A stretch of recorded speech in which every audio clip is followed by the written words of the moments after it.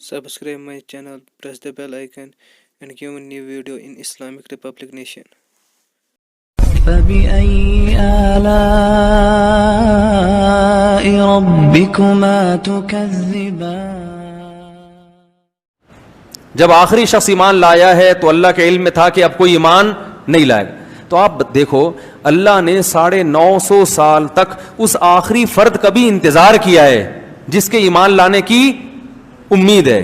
اس سے پتہ چلتا ہے کہ اللہ کی نظر میں ایمان کی کتنی بڑی ویلیو ہے.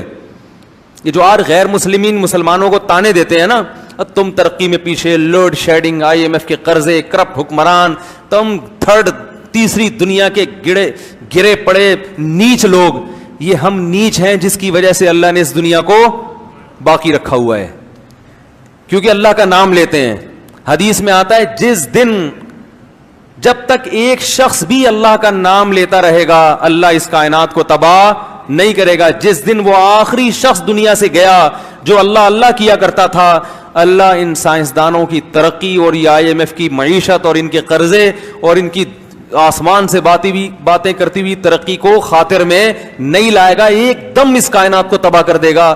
کیونکہ اللہ نے یہ بنائی ہے اپنے لیے. تو جب اللہ کو ماننے والے ہی نہیں بچیں گے تو اللہ بتا دے گا یہ تم اس کائنات کے بادشاہ تم نہیں ہو. بڑی قدر ہے اللہ کے ہاں کس کی؟ ایمان والوں کی. اس لیے میں کہتا ہوں جو لوگ یورپ اور مغرب جا کے کافروں میں رہ کے ایمان سے دستبردار ہو جاتے ہیں وہ اپنا بہت بڑا خسارہ کر رہے ہیں. قرآن میں جگہ جگہ اللہ نے کہا لا یغررک تقلب الذین کفروا فی البلاد, غیر مسلموں کی ترقی دیکھ کر متاثر مت ہو. ایک جگہ تھوڑی ہے قرآن میں, جگہ جگہ ہے لا یغررک, یہ چیز تمہیں دھوکے میں نہ ڈال دے. ہمیشہ اسی چیز نے لوگوں کو دھوکے میں ڈالا ہے. فرعون کے مقابلے میں موسیٰ کے ماننے والے کم کیوں تھے؟ ترقی کس کے پاس تھی؟ فرعون کی. حکومت کس کے پاس تھی؟ پالیسیاں کون بناتا تھا؟ فرعون. لوگ کہتے تھے یار یہ تو اپنی جان بچاتے پھر رہے ہیں. پاور کس کے پاس ہے؟ فرعون کے. تو زیادہ پلڑا کس کی طرف تھا؟ فرعون. قارون کے ماننے والے بولو نا زیادہ. اسی طرح آج بھی یہی ہے دنیا میں ہمیشہ. اور اللہ نے کیا فرمایا ایک اور جگہ پہ سورہ زخرف میں فرمایا کہ اگر ہمیں یہ خطرہ نہ ہوتا کہ ایمان والے سارے ہی کافر نہ ہو جائیں تو ہم کافروں کو اس سے بھی زیادہ نوازتے جتنا ہم نے اب نوازا ہوا ہے.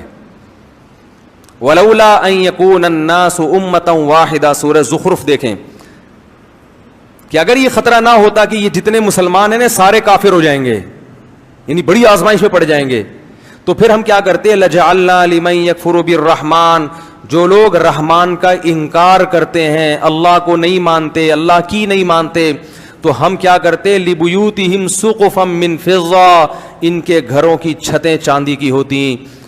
لِبُيُوتِهِمْ سُقُفًا مِّن فِضَّةٍ وَمَعَارِجَ عَلَيْهَا يَظْهَرُونَ, ان کے گھروں کی سیڑھیاں چاندی کی ہوتی. وَزُخْرُفًا, کسی کی چاندی کی اور کسی کی سونے کی ہوتی. اور کیا لِبُيُوتِهِمْ سُقُفًا مِّن فِضَّةٍ وَمَعَارِجَ عَلَيْهَا يَظْهَرُونَ وَلِبُيُوتِهِمْ أَبْوَابًا, ان کے گھروں کے دروازے سونے اور چاندی کے ہوتے.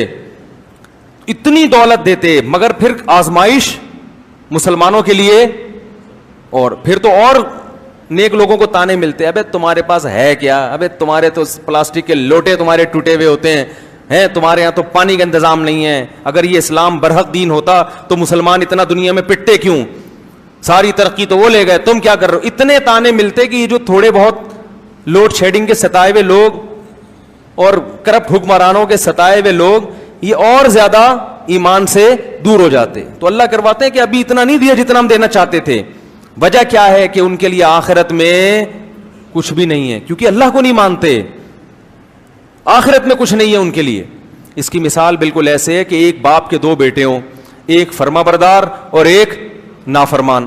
باپ کی اربوں خربوں کی جائیداد ہے, اربوں خربوں کی جائیداد ہے باپ کی, لیکن باپ کیا کر رہا ہے کہ ایک بیٹا جو نہیں مانتا اس کو پیسے دیتا ہے جیب خرچی, اور جو بیٹا مان کے چلتا ہے اس کو زیادہ لفٹ نہیں کراتا, اس کو صرف گٹکے کے 5 روپے 20 روپے یہ پکڑا دیا, سگریٹ اور رکشے کا کرایہ دے دیا, اس سے زیادہ نہیں.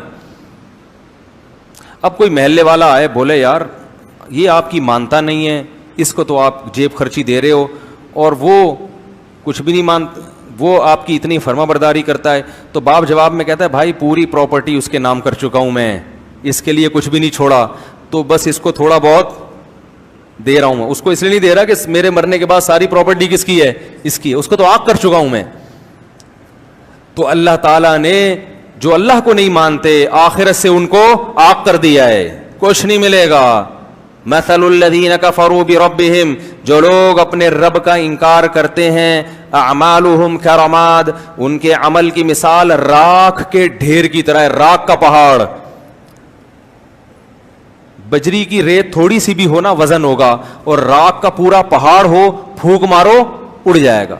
تو دیکھنے میں بہت ہے, وزن میں زیرو. تو غیر مسلم کا عمل یا اس کی اچھائی دیکھنے میں بہت اچھی ہوتی ہے, اتنے ٹرسٹ چلا رہے ہیں, کتنے اچھے اخلاق سے بات کرتے ہیں, ہر بات سے پہلے بھی تھینک یو اور بات کے آخر میں بھی تھینک یو, ایکسکیوز کیے بغیر کوئی بات کرتے نہیں ہیں, پلیز کے بغیر بات کرنے کا رواج ہے ہی نہیں.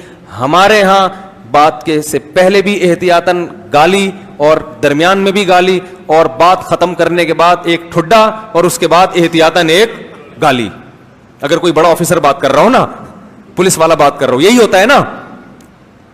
تو کتنے اچھے اخلاق, تھینک یو, اور ہر بات میں. میں تھوڑا سا باہر بھی سفر ہوا نا, واقعی اخلاق کم از کم بات کرنے کی تمیز ہے, اور ہمارے یہاں پبلک کو بات کرنے کی تمیز نہیں.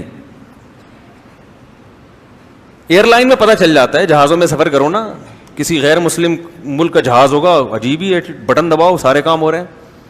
اپنے ملک کے جہاز میں بیٹھو, بٹن دباؤ, کوئی بندہ ہی نہیں آتا, آئے گا تو بھول جائے گا. میں نے بٹن دبایا, پانی منگوایا, میں نے لیا بھائی پانی, کہہ رہا اچھا, پھر آیا ہی نہیں. کراچی جب میں اترنے لگا, اس نے کہا مجھے یاد ہے آپ نے پانی منگوایا تھا, میں ذرا بھول گیا. ہم نے کہا کوئی بات نہیں, کیا بگاڑ سکتے ہیں بھائی, کیا بگاڑ سکتے.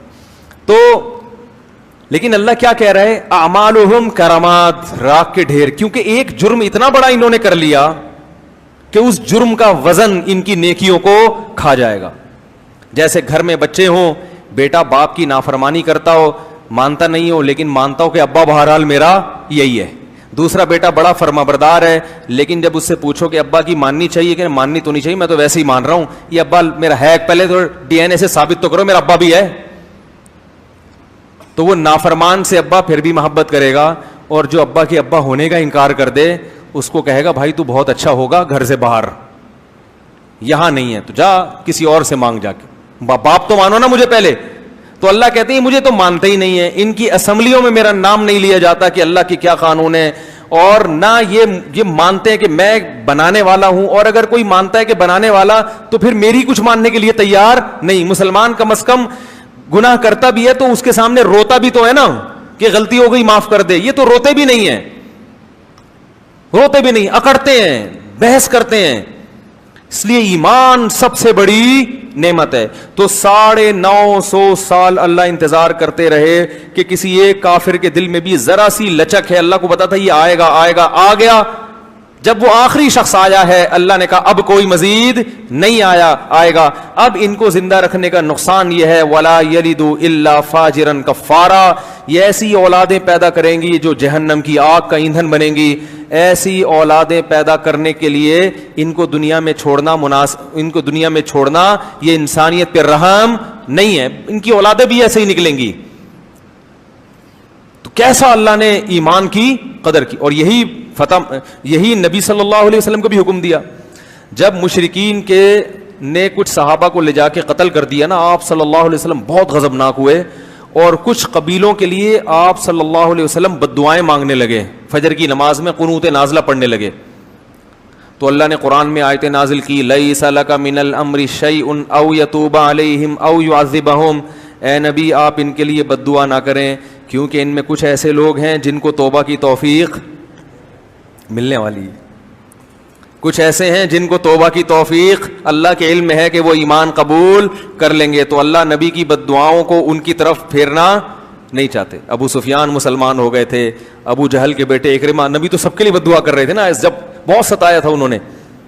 اور فرمایا کچھ ایسے ہیں جو ایمان قبول نہیں کریں گے تو اللہ ان کو خود عذاب دے دے گا. لیکن اس کے چکر میں ان لوگوں کو بھی بد دعائیں لگ رہی ہیں جن کی قسمت میں ایمان لکھا ہوا ہے. تو ایمان اتنی بڑی نعمت ہے, اتنی بڑی نعمت.